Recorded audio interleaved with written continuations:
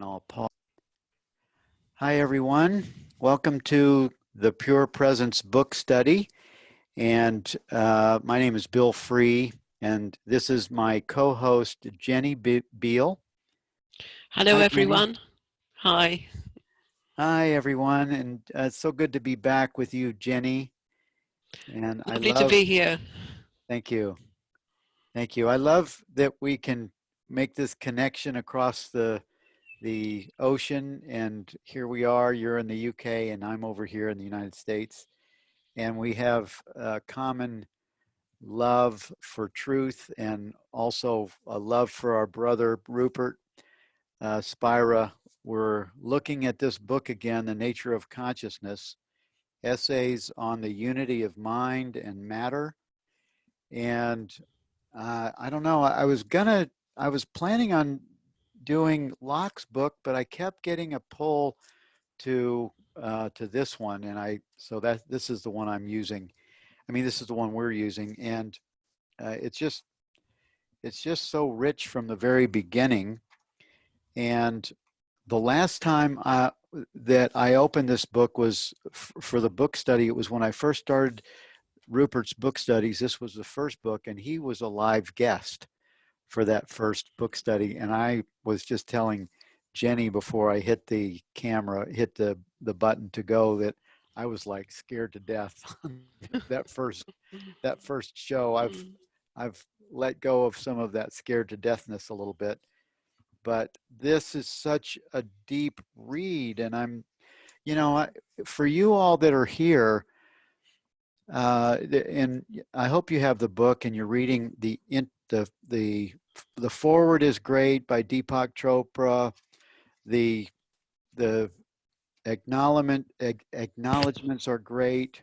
I'd love to hear Jenny's kind of her. She's got a real history of Rupert, and I think she's going to make this more something that's really a little deeper connection to what's written here in the acknowledgments, and the fact that Rupert has been 40 years on the path before he wrote this book, or before this was published. And then, of course, I'm pretty interested in the introduction, because it's very interesting how you could almost say that part of the introduction gives a little bit of it almost looks like you could say that even the pandemic could be a little bit of a part of the revolution that's described here in this book. Would you say?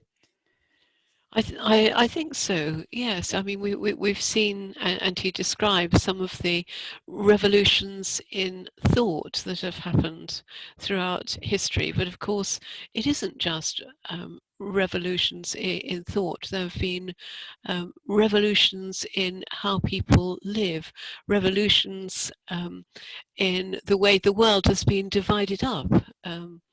And which cultures own or think they own, because no one really owns each area of land, each land mass. So there have been revolutions after revolution, and yes, I think this pandemic will produce uh, another one. Mm. Not just in the way, partly in the way we think, but also in the way we relate to each other economically, and in the way, while the pandemic is going on, that we care for each other also. Yeah. And I hope afterwards, I hope that that caring for each other will persist afterwards. Mm. Yeah.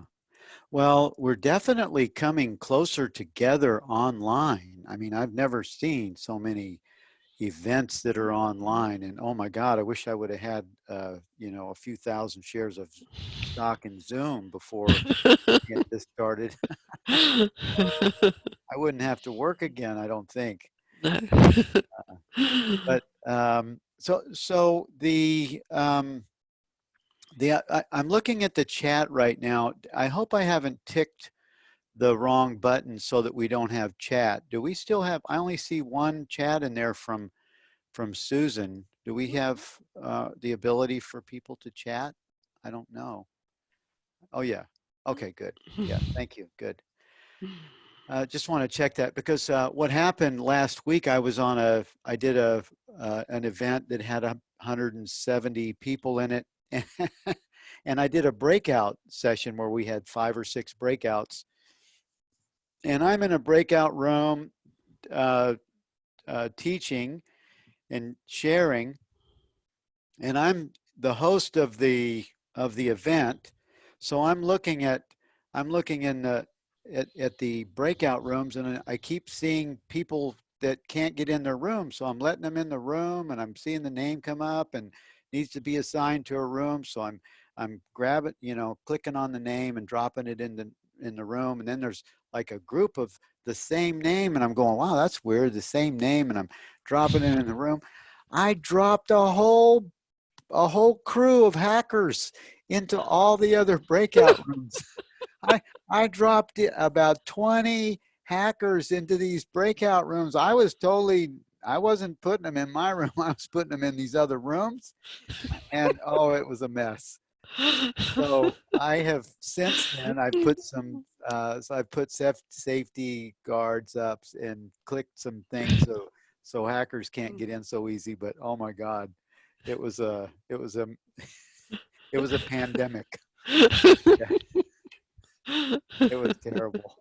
Yeah, but anyway, so I didn't know if I ticked the wrong. I made it so that you can unmute yourself because what I've noticed, and this was for meetings, what happened when I did go into the other rooms, I couldn't turn the people off. I couldn't turn the hackers off. They were opening their mic. I'd close it. They'd open it back. I'd close it, and they would do all kinds of crazy stuff that you know, I had to put locks on the doors.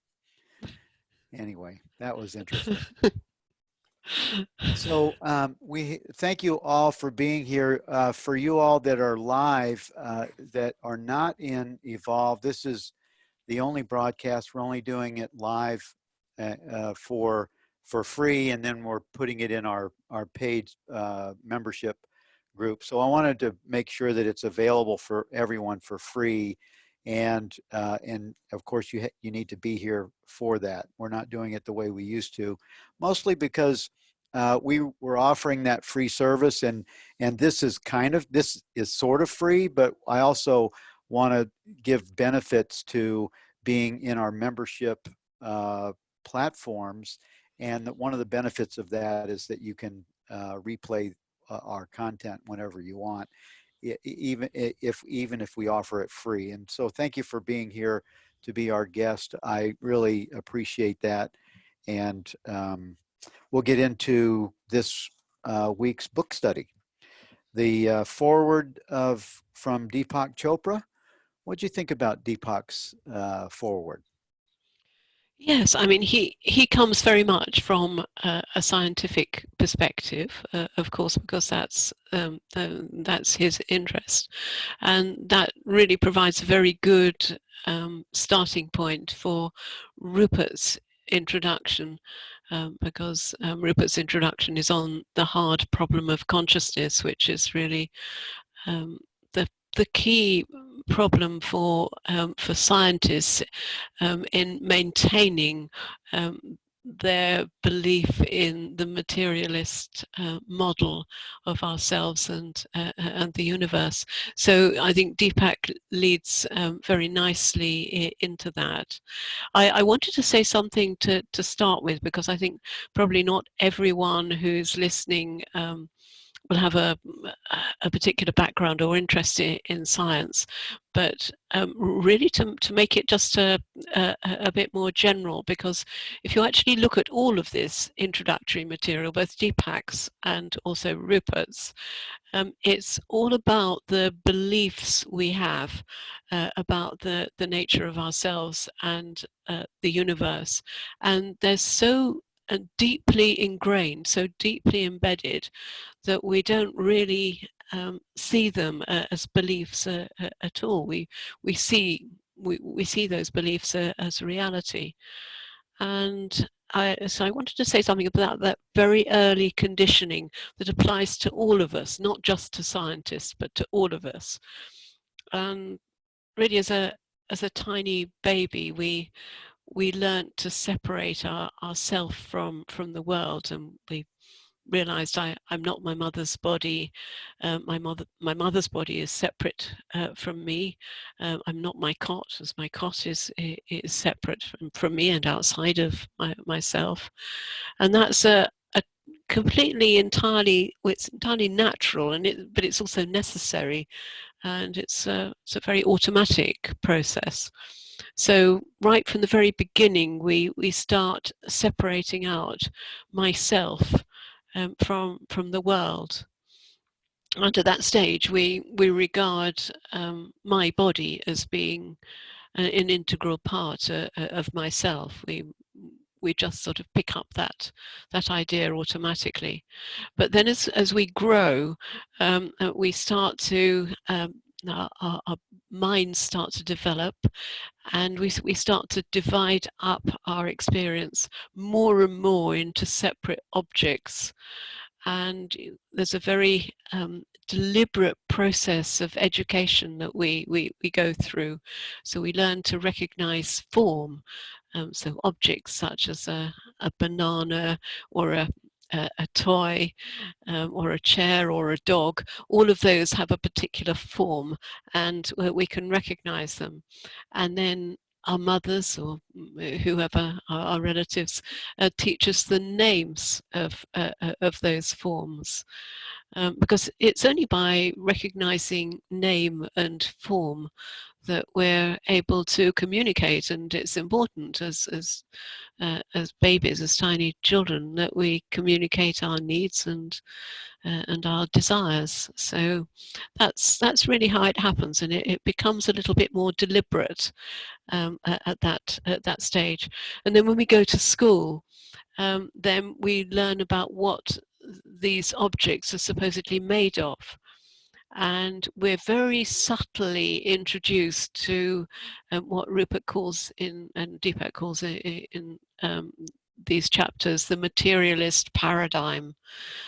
So we're told that the objects out there, that they're separate from myself, we know that already, are made out of stuff called matter.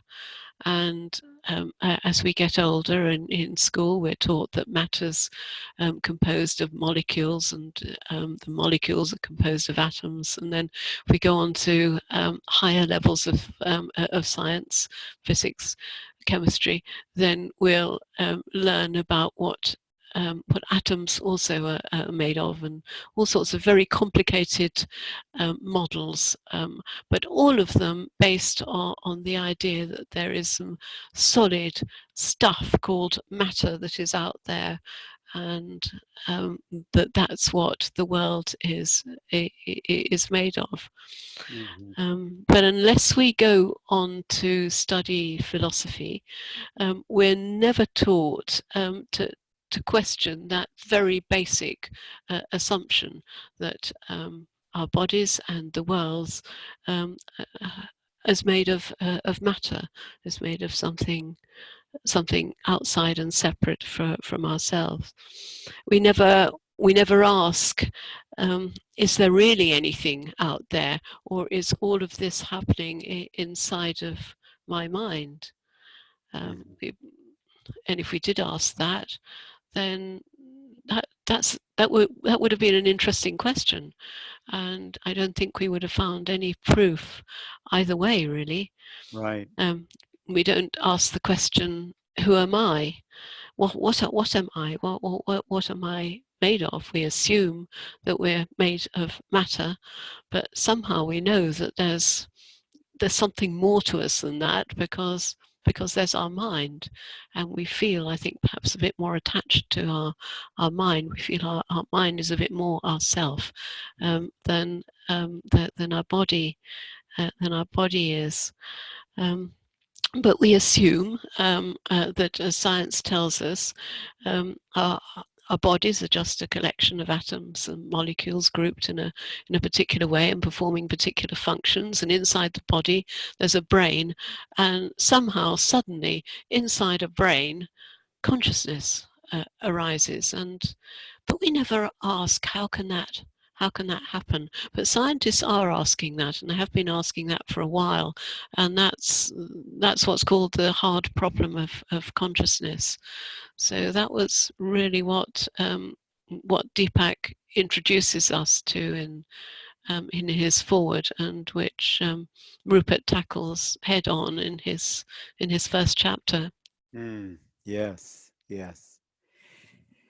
Yeah, it's really, the question that that what am I is that first idea that sort of says, I mean, the one that's asking the question thinks that it's that it's come that it's that it's a body that that and that the world is real. So even the question is coming from the thing that is is believing that it's not what it is.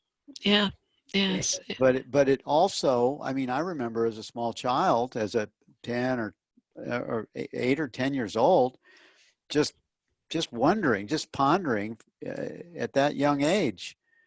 Um, is this all there is? I mean, we just live 70 years and that's it? We're born mm, and we die. So I had that question as a young age, and it mm, just went. I'm going, wow. It just didn't. And then of course, this the seeking after God and thinking, okay, well, it must be God and the afterlife and all this other kind of stuff. And so people seek after that because they're looking for something to be more than this finite this little small chunk little experience, and then well, there must be more because we have an innate kind of knowing that we are more than this, that yes, yes, and so for that we've made up a God in our own image that fit that for us so that we could. And the Bible, there's so we're getting this communication of this vibration of communication is coming in to the mind that thinks it's a body, but it's also coming from this universal divine intelligence. And so we're thinking that it's outside of us. We're thinking that we're here and it's there, and that must be God. And that's when, of course, the Old Testament story of Moses, and he's the bush is saying, the burning bush and story, and then mm, he in his inner mind, his inner experience, there's a dialogue going on, and I am that I am sent. It say, tell them I am that I am sent you, and he wasn't realizing that he was speaking to him to himself, mm, as he was thinking that that was the first kind of a departure to the God that we made the God up in our own image kind of a thing. When Moses yes, and also Abraham before him had the experience. mm, Yeah. yes, yes, But I love Deepak's forward in here, and I really like that. A lot of people think that Deepak is not, and he's not. He's not the level of a teacher, although he's awesome. He's amazing. He has medical background and biological background for the references that are that are metaphysical and that are mm, very that are consciousness. He's not he's not close to Rupert. He used to be a giant to me. Deepak did, until I met people like Muji and Rupert and Francis and etc. But I love this. I love this little. There's a couple of things that are kind of funny in here in this forward by Deepak. It says that to claim that discovering more and more complex particles will eventually lead to the emergence of mind is like saying that if you add enough cards to the deck, they learn to play poker. yes. Right? I thought that was pretty funny. It's lovely, isn't it? Yeah, that was funny. Mm. And before we keep going, we will take questions and we'll bring people on with live video. If you raise your hand, please, and you would like to be involved, we'll definitely be doing that. So just use the raise your hand function and we can bring people right in very easily. It's a nice feature of this, and uh, it's nice to have you guys with live videos. It's awesome for that. And then we'll also be looking at the chat board for any questions. If there's a real question, put a Q in front of it so that we can really pay attention to that first. And in order to come in live, we're going to ask you, I'm going to ask you to have your video on, so we're not talking to a blank screen, so that we have a face with a voice, if you don't mind that too. But welcome your questions, or if you want to just come on and offer your insight. And it's in this Deepak thing, I had a couple of highlights. It says, we can never know who we really, oh, no, it says, the beauty of this, let me back up. In these essays, Spira maintains unwaveringly that the only reality is pure consciousness, and everything else, including mind and matter, is a modulation of that reality. Thank you, Rupert. Thank you, Rupert, because he really does bring it in to a way that he brings it in so you can understand it in that way. A thought is something consciousness does. It is not an entity in its own right. Likewise, an atom. Nature goes to the same place to produce the smell of a rose and a spiral of galaxy. Wow. And then what I was going to point to, this is on page, this is the in the forward on page 10, Roman numeral 10. Can we ever know who we really are? Leads to the answer, yes. To be more precise, we could say yes, but, because finding out who we really are doesn't come in words, but only as an intimate experience and awakening. Right, Jenny?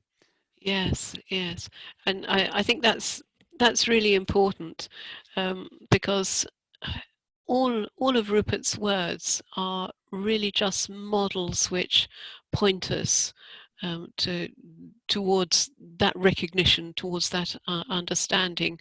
They're not truth in their own right.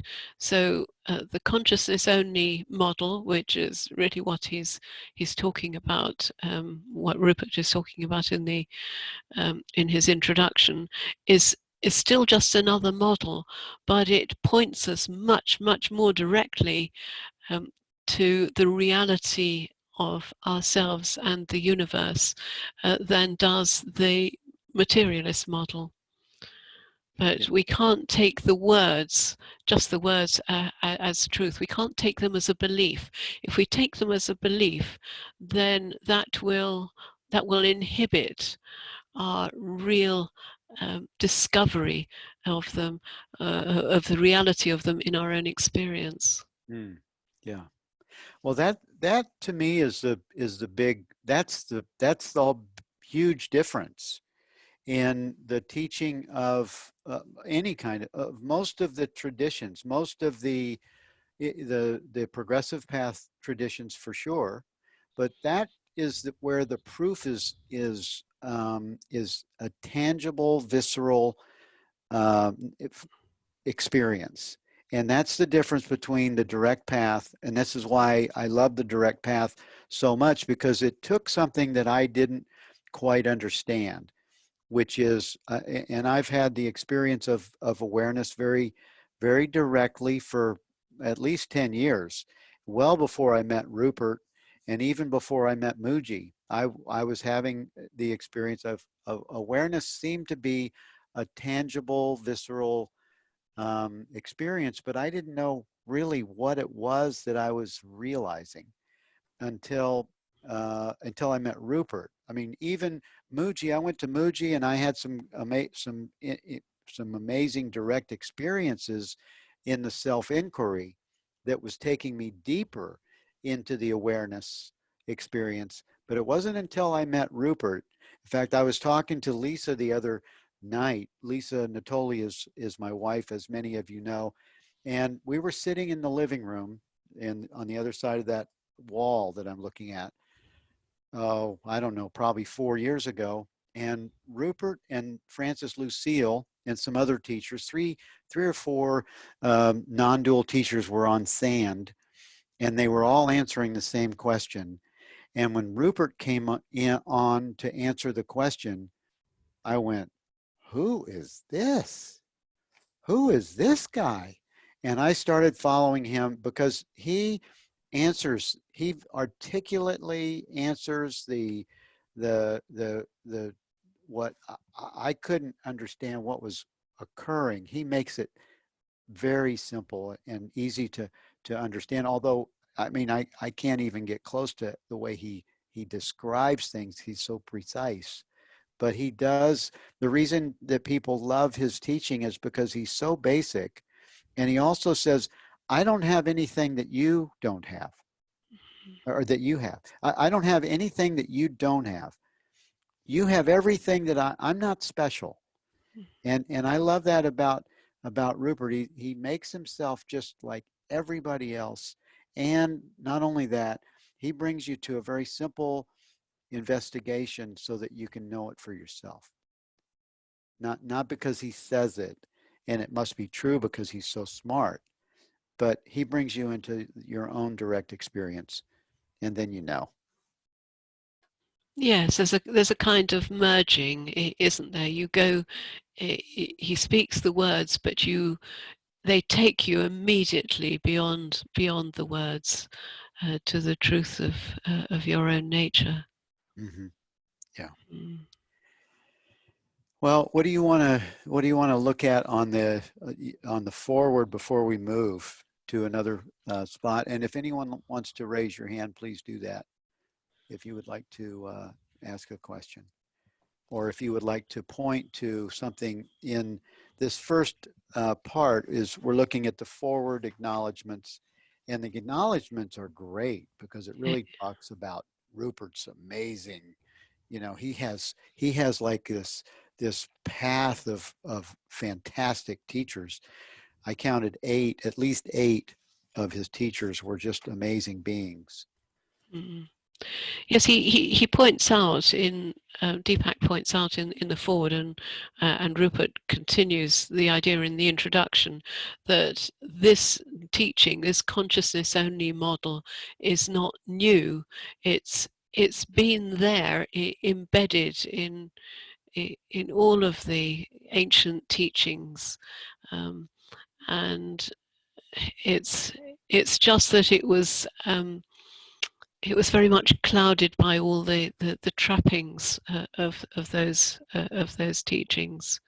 Mm. But Rupert puts it so simply and directly that it it becomes more apparent and more obvious, but also more accessible to scientists. It's not anti-science. I mean, Deepak's a scientist himself. It's not anti-science in any way. The models of science are perfectly valid in their own right for their own purposes. But if we want to know about the reality of ourselves and the universe, then they're not good models. Right. Yes. Yeah. Yes. Well, there was a couple of comments on the board. Audrey said, I love this. Drop all beliefs, drop all teachings, all teachers. Although these are helpful reminders, it is truly about experience." Yes. Mm. Yeah. Yeah. Yes. And Yvonne said, when I read the introduction, I don't know what that sound was. Did you hear that sound? I heard something. I'm not sure what it was. When I read the introduction, I had tears in my eyes, even if it might seem very scientific for some, even every word just touched my heart. I know. It felt like coming home to the truth, which I knew was true since a very young age. but no one else around me seemed to have the same idea. For me, Rupert Spira is the one to find words for the indescribable. Yes, yes. Yes. And then Audrey said, I love this forward. It's all consciousness because Mhm. consciousness is creating everything here and now. And because its creation is endlessly fascinating, he finds beautiful ways to express one thing, often poetically, always compassionately. Yeah, yeah. Susan says, I love that, Jenny, that this understanding is at the heart of all traditions. Mm. Yes, Yes. yeah. And I love the part that says, beneath the restless surface of the mind is a deeper level that is unmoving, silent, and at peace. Yes, yes, I know. It's just so, I mean, it's so rich. That's why I keep coming back to Rupert's books. I mean, they're so rich. And even when we look at them, and this is so great because having a book study with Rupert's material causes you to really go back into it again and really just just hang out in the descriptions and the beingness of the truth. Yes. Yeah. Yeah. Yeah. So it says on before we go out of the forward, it says at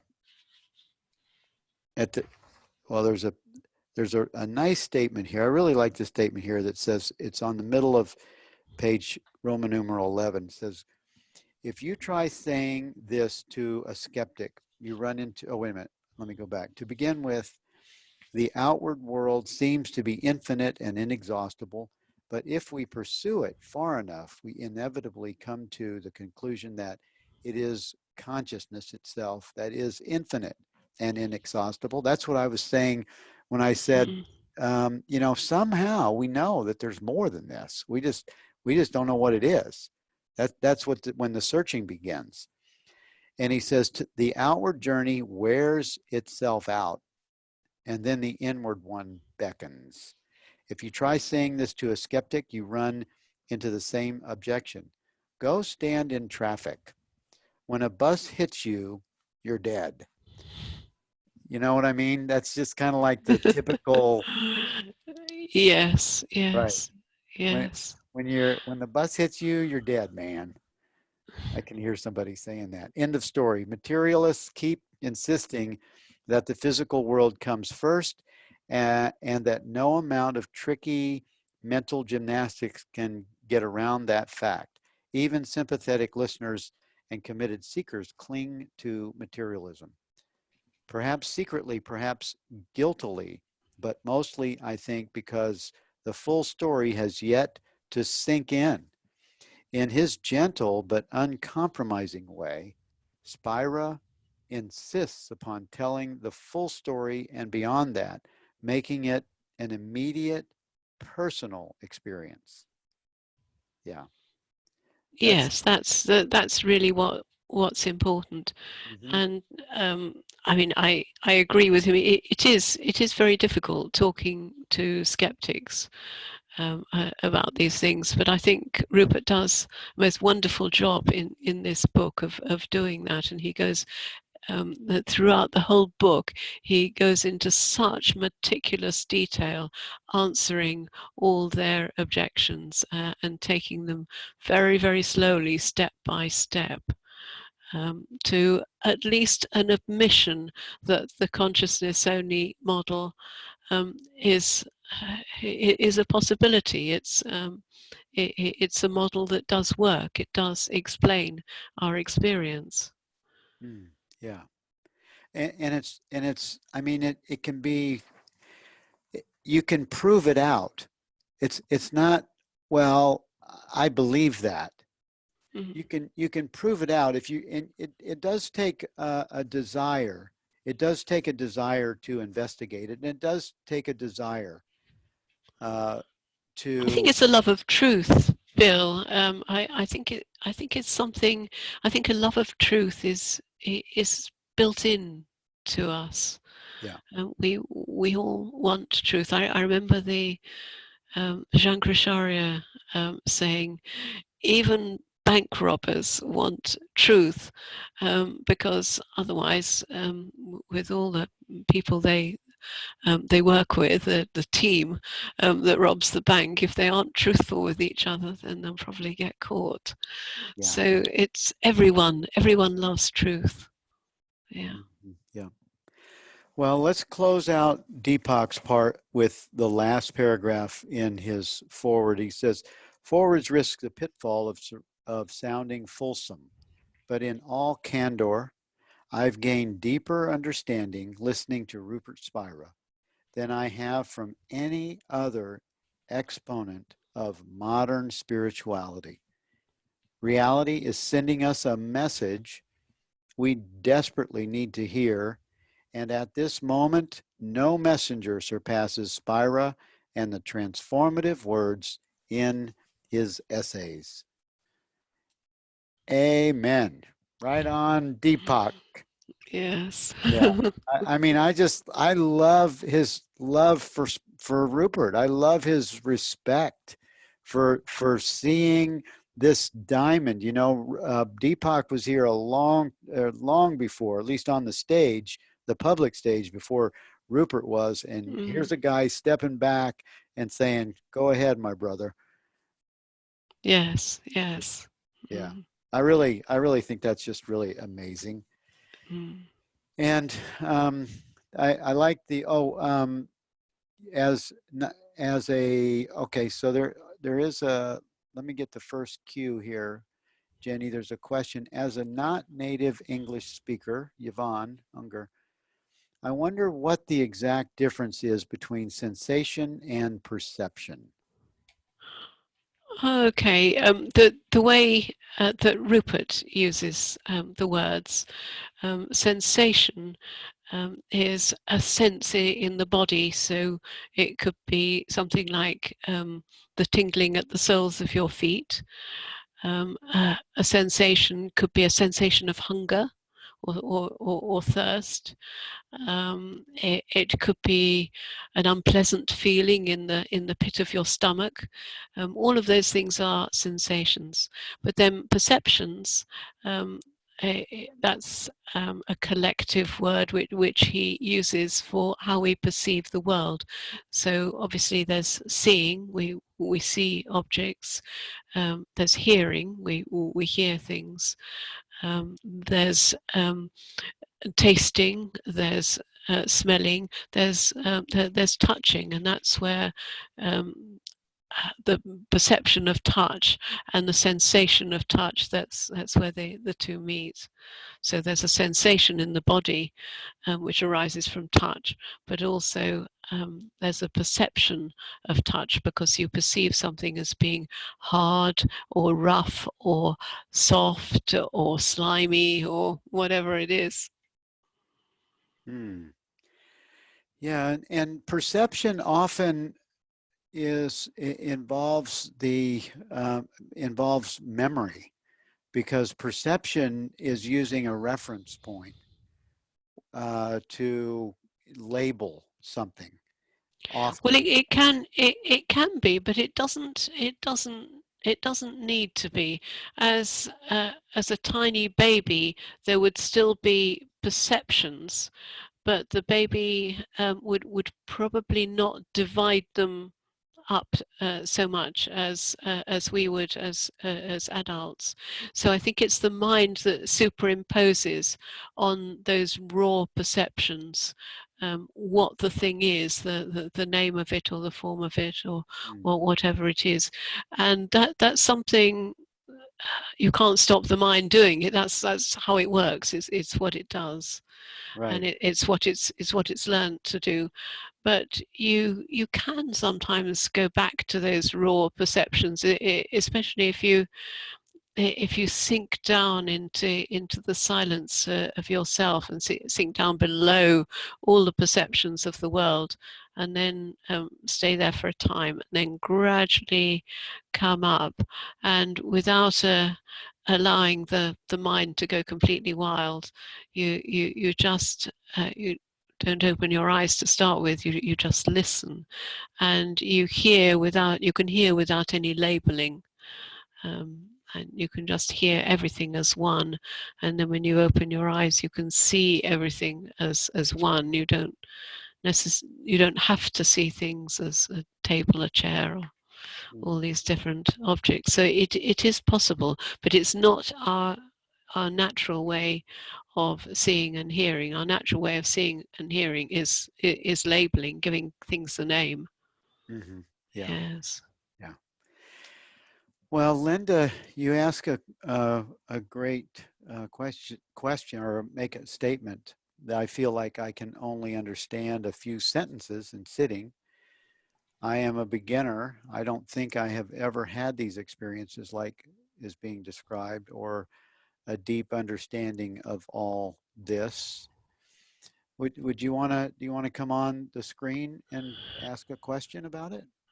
Do I you want to I answer do. that? Um, yeah, if she can come on, Do you if want to she can come come on, onto the screen, this Linda? will be good. You want to? Yeah, Let's see. She because I think can. we need a Okay, yeah. dialogue on She this. said she Yeah. can. Okay, so I'm going to invite you to come in. Let me find you. Let's see here.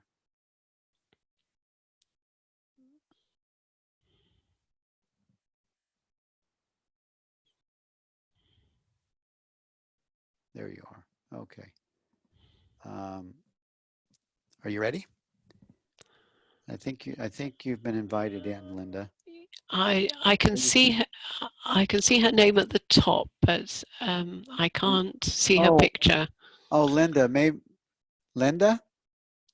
Yes, can you hear me? Oh, yeah, I I hear can you. hear you, Linda. Yes. Okay. Okay, good. You can put me on video, but do I have to do something? Do I have to accept? Promote to panelist. There you go. Yeah, here you come. Come on in. I think that'll Uh, bring you in. Are you there? she's still up there as her name's still up there. Um, Let's see. oh, here we are. There you Yes. are. Hello. Hi, Hi. Linda. Hi, can you see me and hear me? Yep. Yes, we Yep. can. Yep. Lovely. Welcome. Okay, I think I lost connection for a minute. I don't know. Maybe you booted me off. I don't No, you're on. know. Good. You're on. You're on now. Yeah. Uh, So can you state your question one time? I'm not even sure what to ask. I feel like this is something that the Rupert teachings, the direct path, is something that I'm so interested in. And I just feel like, gosh, where do I start? I read like 3 sentences of the book and I'm like, okay, what did that say? What did that mean? Okay, consciousness. Um, I'm not even sure what to ask, but I guess just starting one step at a time, is that what, one paragraph at a time? Is that how you learn this? Well, the best way to start is to ask yourself a question. What is it that is aware of my experience? And you just ask that to yourself. And you'll find that the mind can't really answer it, but it goes somewhere to find the answer. And the place it goes to is what Rupert calls consciousness. So that, in a way, is the starting point. Um, Consciousness, me, myself. Everyone has a feeling of I am myself. And that feeling of myself, normally it gets mixed up with all of the objects of the world, or gets mixed up with our bodies. We think I am a woman, so that's mixing up the concept of myself with a woman, or it thinks I'm so many years old. You're mixing it up with something called age, or you might say I am an American, and again you're mixing it up with something else. But what Rupert is talking about is the essential nature of myself. What is it? Um, that is absolutely essential to me, that has never changed throughout all of my life, from when I was a tiny baby and just born, to now. There's something essential that is me, Linda. And that essential me, Linda, is what he calls consciousness.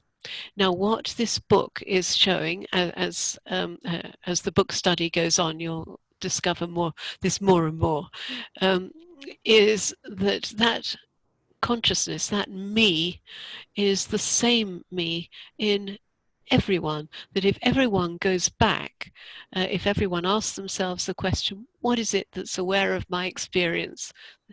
Me, myself, and they go back there, and you can't really look at it, you can only be it, you can only feel it. But when they feel that, what they are feeling is exactly the same. Because if it was different, then there would still be a little bit of mixing up of that with objects. So you might say, oh no, I'm different from Bill, because I'm a woman and Bill's a man, so I can't.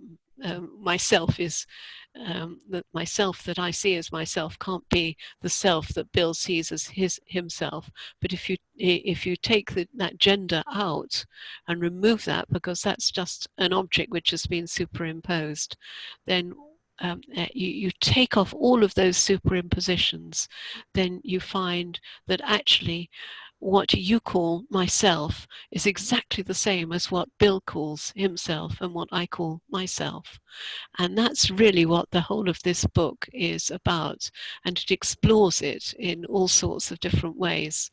And to give it a name, because it's not a name that's particular to you or to anyone, because it applies to everyone, it's the same in everyone, then he calls it either consciousness or awareness. Mostly in this book he calls it consciousness. Okay. Nice. So does that clarify things, or is there a further question that No, you no. have?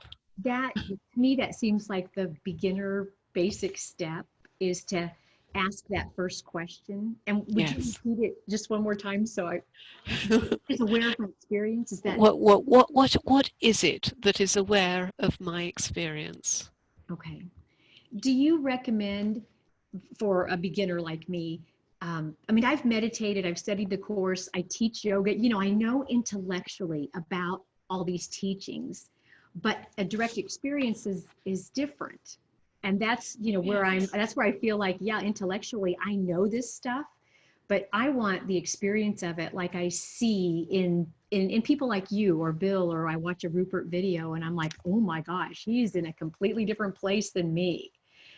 Well, So no, he's not. He's not at all. He's in the same place as you. It's just the way that you are conceptualizing your experience is different from the way he is conceptualizing his okay, experience. okay, So all that you need to do is to look at a different way of conceptualizing that experience, and that's particularly separating out the objects of experience from that very basic feeling of myself. And once you do that, then things start to become clearer. And really, rather than reading Rupert's books or listening to his YouTube, almost like you'd listen to a lecture or you'd read a textbook, then instead of doing that, as you read one or two sentences, and I think you are already doing mhm, this the right way, then you are trying to find that in your experience. You're trying to feel what that means for yourself, and that's the perfect way of starting. That's absolutely right. okay. That makes me feel like, okay, I'm on this path and one step at a time, right? Exactly, you're definitely on this path, and yes, you'll find it goes fine. You You wouldn't just be ask. here if there wasn't a pull, if there wasn't an innate pull to self-discover and know, and you wouldn't be here.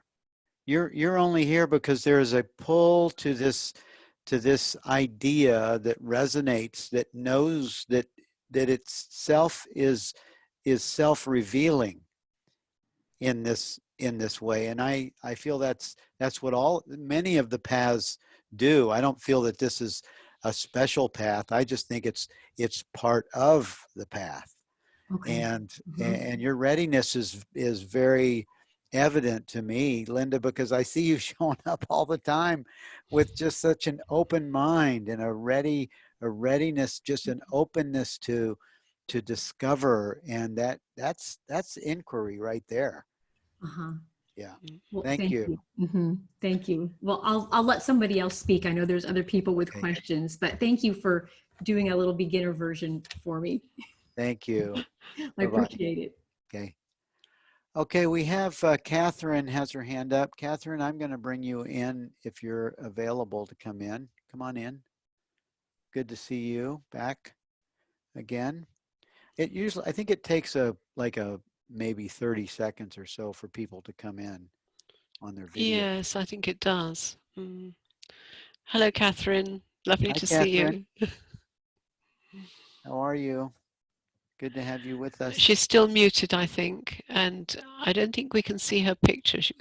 Oh, there Oh, here you we are. are. Hi, Yes, this is Catherine. better. That's Hey, the good to real see Catherine. you. That's me. I have actually many faces, Jenny. If you saw me over the years, you wouldn't recognize any of you. Go, who's she? But thank you. You two are my dream team, as you know.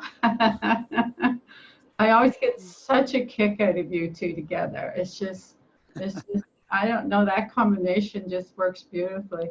Um, and hello to all of the old timers that come back again. I'm just so grateful. And you're really stretching this out a really long way too, which Yeah, is, it's a good book. I didn't want to try to hurry through it like we did the others. I want to savor it. I remember when we were trying to do it the first time, it was, you get maybe a paragraph and then you'd have to move to another. Yeah. Yeah, exactly. Well, I just wanted to piggyback on the last speaker and having her get a sense of where I was maybe 2 years ago when I was doing this book the first time, Hmm. and that being very much like her is like you're just doing it piece by piece, and somehow it just all flows together.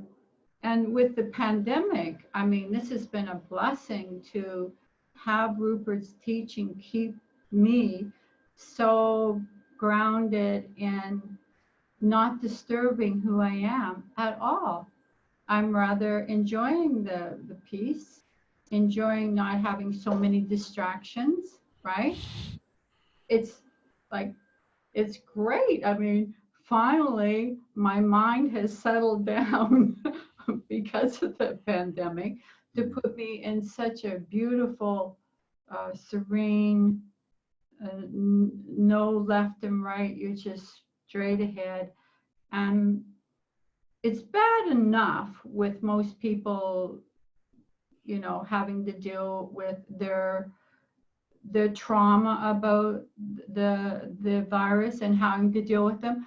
But yesterday, and I do really well. I gotta say, I'm giving myself lots of points for just keep thinking about the gifts that are coming from this. And yesterday, there was a mass shooting in Nova Scotia, in Canada. You guys might not have heard about it. Yeah, no, we did. Yeah. Yeah. And I'm thinking to myself, I'm from the East Coast, but I live in Victoria. I have now lived here on the West Coast for 25 years. And I'm thinking, oh, all the people that, I might know, but I didn't have any information. And one of the people ended up being a very good friend of mine. He was a fireman and he was shot. And I remember thinking how I held all of this before there was anything personal, right? And then I immediately felt what happens when everything becomes personal. Their wife, he actually stood up he was the best man in my first marriage. And we hung out together, just a brilliant, funny guy. And I remember distinctly how everything changed once it became personal. And I also remembered immediately all of those thoughts and sensations that I now know so well, and what they are, and how to still hold them and not, not try to hide from them. Could still have the grief, but honestly, I can still have the peace and the joy at the same time. And Yes. I would never have thought that ever possible in my life. I would have thought, my background is in social work, and I would have gone through a process, like you see a lot of processes you do where you allow the grief and you go through the stages. And I could do that okay. But that's not actually the depth of what Rupert's showing us, is something that the container holds it all. It actually, there's nothing left out. There's no sadness outside of it. There's no grief of the feelings of the family and the wife and the children and people. I grew up in a small village. It's all still there, but it's like the poem where Rumi says, go down and down and down. And that's where I found myself sinking so deep into this place that was now available to me. And I was so grateful that I could just kind of sink down there and hold that container. There's no words for it, really. I'm just trying to figure out how this gift could possibly land on me. And yet I have my whole family suffering and coming from very emotional, torn places, and I need to be there for them too. But I just wanted to say that this work, you hang in there, as I know you both would totally have experienced in your life also. Anyway, I just wanted to say Thank that. you.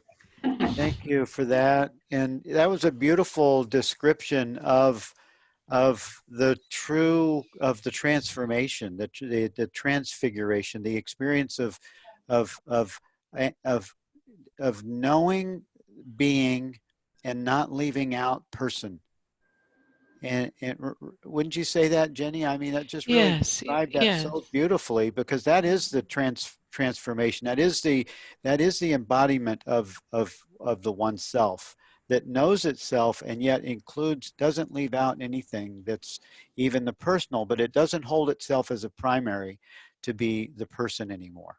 No, the love and the grief are still there, but they are on top of a inner deep background of happiness and peace, and that's what this teaching is about.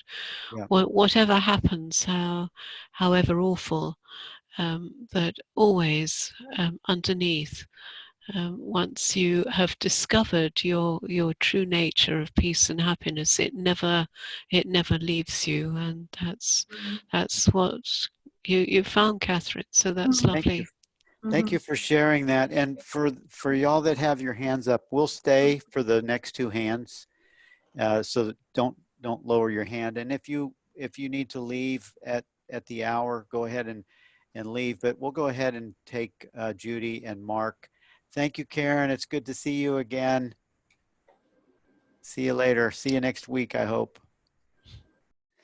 Okay, Judy, I'm going to bring you in, and then Mark, it's good to see you here, and we'll take your question last, and then we'll close the meeting. Thank you all for being with us today for our first book gathering. Hi, how are you, Judy? Hello. Hi. Thank you Welcome. so much to both you and Jenny, and just fantastic. I'm so thrilled that you're doing this book club again. I started with the Evolve membership, and I was new to the course material, and I read the course material, and I ended up watching your video with Rupert, and it just stopped me. I thought, I got to get more of you. I got to get more of Rupert. I ordered the book right away, and I was just so thrilled when Susan told me you were going to be doing this book club.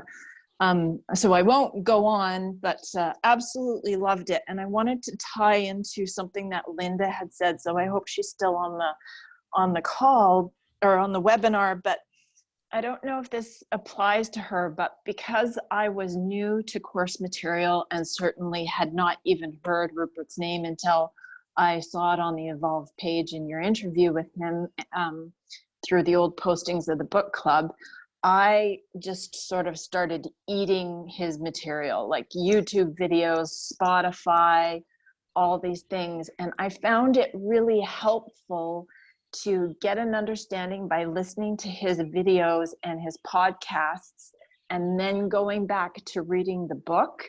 It gave me a little bit more of an understanding of what he was talking about. So when I felt like I was getting inundated or swimming with the content in the book, I had that foundation from all the other, his podcasts or his interviews. And then I also liked what Deepak Chopra said in the foreword, where he said Rupert Spira explains everything in such detail that he looks at it like he's trying to show you every facet of the diamond. And I found when I was reading in the book and it was swimming around in a circular motion, I just realized Rupert was trying to explain things in such fantastic detail that there was no question. Like, we would understand what he was trying to say.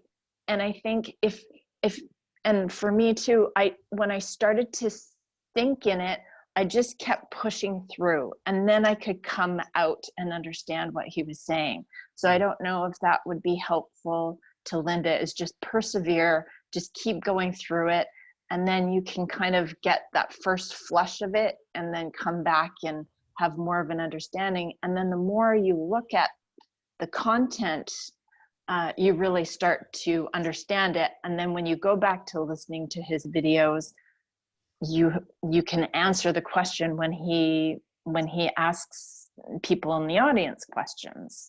So I just wanted to point that out if it was helpful to someone else.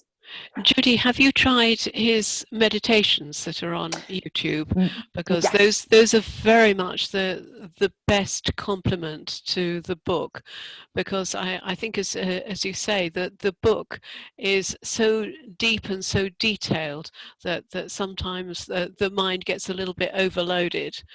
And the meditations are a wonderful way of really relaxing. If you listen, you find a quiet place, you listen with your eyes closed, be very comfortable, have a nice comfortable chair, and just listen and really go where he's taking you, or allow the mind to dissolve into where he's taking you. Then that's a really marvelous way of using the material on YouTube, even more than the dialogues or the interviews. Right. Yeah. Thank you. Well, thank you, so Judy. much. Thank you for being here, and thank you for following. Thank you for following over here from Evolve. And I just love that that's the same thing. The same thing happened to me when I found Rupert. I went, oh my God, who is this guy? and I still feel that today. He's doing a webinar in the US, UK today, and the US on Thursday. And, he doesn't charge much for those webinars. You can pay 25, 10, 15, 20, 5, 10, or if you don't have any money, he says, come in. And so his webinars are very generous, hour, 90 minutes of his. He usually gives about a 15-minute meditation, which is awesome. Just really, and then he goes into some really, he's very generous in answering people wherever they are.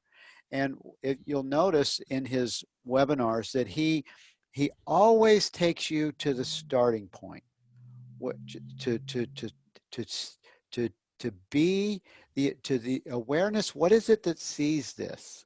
What is it? So establish yourself in the truth and and let the question be seen. It's a direct experience of self inquiry, which is what a lot of the gurus or the Advaita traditions do. But thank you for being here. Come back and see us again. And we Thank are you. about 5 minutes after. We'll take Mark's question, and I'll see you next week. Thank you. Thank you. Hey, Mark, I'm going to invite you in, brother, and it's good to see you here.